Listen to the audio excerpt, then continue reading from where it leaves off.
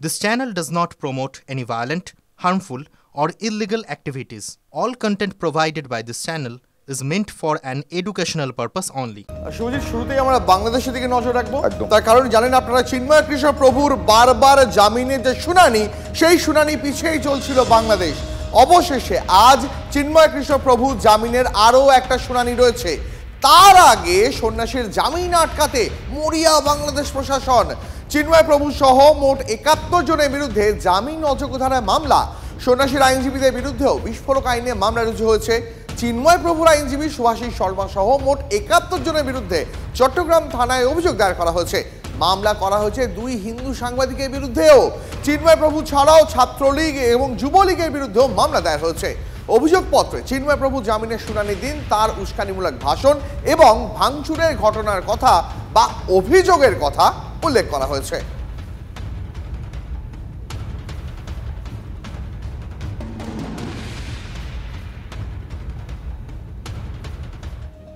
অন্যদিকে চিন্ময় কৃষ্ণ প্রভুর জামিন মামলার শুনানির আগে আক্রান্ত তার আইনজীবী রমেন রায়। তার বাড়িতে মৌলবাদীরা হামলা চালিয়েছে, তাকেও বেধড়ক মারধর করা হয় বলে জানিয়েছেন কলকাতার ইসকনের ভাইস প্রেসিডেন্ট রাধারমন দাস। আইসিইউতে মৃত্যুর সঙ্গে পাঞ্জা লড়ছেন তিনি। এক্স হ্যান্ডেলে আইনজীবী রমেন রায়ের হাসপাতালের একটি ছবি পোস্ট করেছেন রাধারমন দাস। অভিযোগ, জামিনের ওকালতনামায় সই করার অপরাধে রিগান আচার্য নামে এক আইনজীবীর মাথা ফাটিয়ে দেওয়ার অভিযোগ রয়েছে। আইনজীবীদের বাড়িতে গিয়ে হামলা করা হলেও পুলিশ দর্শকের ভূমিকা পালন করেছে বলে অভিযোগ সনাতনী জাগরণ মঞ্চের।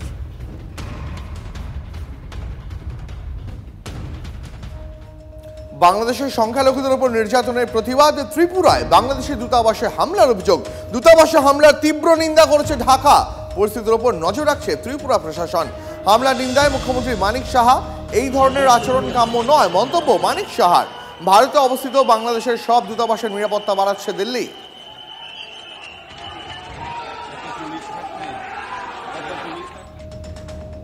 বাংলাদেশ জুড়ে ভয়ঙ্কর পরিস্থিতি। সংখ্যালঘুদের ওপর লাগাতার অত্যাচার চলছে এবং তার প্রতিবাদও চলছে। বড় সিদ্ধান্ত নিল এবার ত্রিপুরা। এবার থেকে বাংলাদেশের নাগরিকরা ত্রিপুরায় আর কোনো হোটেল পরিষেবা পাবেন না, এমনটাই জানিয়ে দিল ত্রিপুরা হোটেলস অ্যান্ড রেস্তোরাঁ অ্যাসোসিয়েশনের মালিক সংগঠন।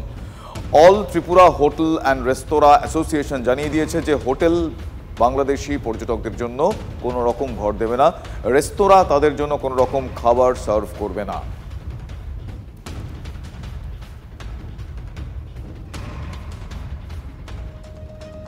সংসদে আজ উঠবে বাংলাদেশ ইস্যু। 0 আওয়ারে সরব হবে তৃণমূল। গতকালের মতো আজও বিদেশমন্ত্রীর বিবৃতি দাবি করবে তৃণমূল কংগ্রেস। এই মুহূর্তে আরো বিস্তারিত জানাবেন নয়াদিল্লি থেকে আমাদের সহকর্মী জ্যোতির্ময় কর্মকার। জ্যোতির্ময়, তার মানে কি আজ সংসদ বাংলাদেশ ইস্যুতে উত্তাল হতে পারে? দেখো, তৃণমূল কংগ্রেসের তরফ থেকে একাধিকবার বাংলাদেশ ইস্যু নিয়ে আলোচনার দাবি জানানো হচ্ছে। গতকাল তৃণমূল কংগ্রেসের লোকসভা দলনেতা সুদীপ বন্দ্যোপাধ্যায় তিনি স্পিকারের সঙ্গে দেখা করেন এবং স্পিকারের কাছে তিনি আর্জি জানান যে বাংলাদেশ ইস্যু তৃণমূল কংগ্রেস তুলতে চায় এবং বিদেশ মন্ত্রীর বিবৃতি তারা দাবি করতে চায়। এবং গতকাল স্পিকার একটি সর্বদলীয় বৈঠক করেন সংসদে যে অচলাবস্থা চলছে সেই অচলাবস্থা কাটানোর জন্য। সেইখানেও তৃণমূল কংগ্রেস এই একই দাবি জানায় এবং তখনই ঠিক হয়েছে যে 0 আওয়ারে এই বাংলাদেশ ইস্যু তৃণমূল কংগ্রেসকে উত্থাপন করার সুযোগ দেবেন স্পিকার এবং সেই সময় বাংলাদেশ ইস্যুর কথা তৃণমূল কংগ্রেস তুলবে এবং তারা বিদেশ মন্ত্রীর বিবৃতি দাবি করবে। কিন্তু যেটা গুরুত্বপূর্ণ বিষয়, তৃণমূলের পাশাপাশি একাধিক কংগ্রেস সাংসদ এবং উত্তরপ্রদেশের মুসলিম কংগ্রেস সাংসদরা তারাও কিন্তু বাংলাদেশ পরিস্থিতি নিয়ে উদ্বেগ প্রকাশ করেছে এবং সংসদে বাংলাদেশ পরিস্থিতি নিয়ে বিদেশ মন্ত্রীর বিবৃতি দাবি করেছে। ফলত চাপ যে সব দিক থেকেই বাংলাদেশ নিয়ে তৈরি হচ্ছে সংসদের অভ্যন্তরে, তা গতকালের একাধিক ডেভেলপমেন্ট থেকে স্পষ্ট। অনেক ধন্যবাদ তোমাকে জ্যোতির্ময়।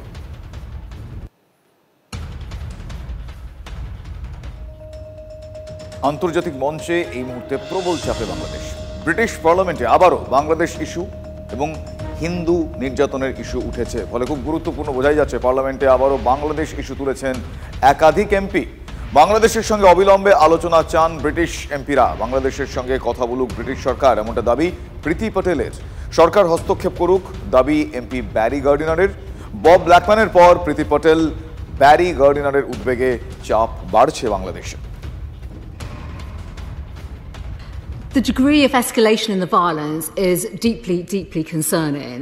And what we are witnessing now is just uncontrolled violence in many quarters. And we are now watching with horror and shock as further violence is spread in Bangladesh. I must emphasise that all efforts must be taken now. We have a religious leader who has now been arrested. We need to know effectively what is being done to secure, but at the same time, can the Minister give details of the government's engagement with the government on this particular matter? What discussions have taken place? When extremist groups from the Jamaat-e-Islami party attacked 2 Hindu temples in Chittagong and conducted a campaign of orchestrated violence against the Hindu population. The situation is clearly on a knife edge. I'd ask my honourable friend what more she can do to have discussions with the Bangladeshi government to ensure that, and with other partners in the region, to ensure that tensions are lowered. আর এভাবেই প্রবল আন্তর্জাতিক চাপের মুখে পড়ে শেষ পর্যন্ত ঢোক গিলল বাংলাদেশ। ভারতের সঙ্গে সুসম্পর্কের বুলি এবার ইউনূসের বিদেশ উপদেষ্টা তৌহিদ হোসেনের গলায়। বিদেশি কূটনীতিবিদদের সামনে গতকাল সাফাই দিতে বাধ্য বাংলাদেশ। সংখ্যালঘু পিটিয়ে এখন বাংলাদেশের মুখে সুসম্পর্কের বুলি। ভারতের সঙ্গে সুসম্পর্ক চায় বাংলাদেশ বলতে হলো উপদেষ্টাকে। বিদেশি কূটনীতিবিদদের প্রশ্নবাণে জর্জরিত তৌহিদ হোসেন।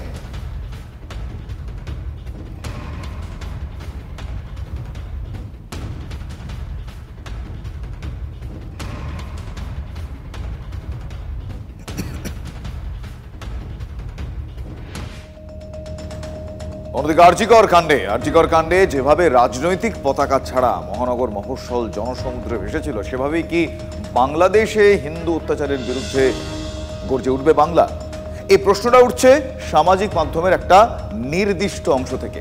ধর্মীয় মেরুকরণ আর ভোট ব্যাংকের পলিটিক্স, এই দুয়ের একটা সমীকরণে আপাতত নতুন কৌশলে গেরুয়া শিবির। পেট্রাপোল বর্ডারে সমাবেশ করলেন বিরোধী দলনেতা, বললেন সনাতনী ধ্বজ আর জাতীয় পতাকা নিয়ে প্রতিবাদ করছেন। রাজনৈতিক পতাকাহীন আরজিকর আন্দোলন থেকে কি তাহলে এই কৌশল বদলের প্রয়াস? হ্যাঁ, অভিজ্ঞ মহল এ প্রশ্ন তুলতে ছাড়ছে না। আমরা বলছি দুনিয়ার হিন্দু এক হও,